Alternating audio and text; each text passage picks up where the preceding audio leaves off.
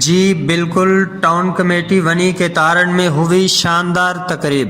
Major وقار بشیر تارڑ اور بلال منیر تارڑ کی جانب سے اعظم نذیر تارڑ کو پاکستان بار کونسل کے تیسری بار ممبر منتخب ہونے پر اور الطاف اصغر بھٹی کو ڈسٹرکٹ بار ایسوسی ایشن حافظ آباد کا صدر اور ایم فاروق کھوکھر کو پنجاب بار کونسل کا ممبر اور عامر نذیر تارڑ کو جنرل سیکرٹری ڈسٹرکٹ بار ایسوسی ایشن حافظ آباد منتخب ہونے پر ظہرانہ دیا گیا۔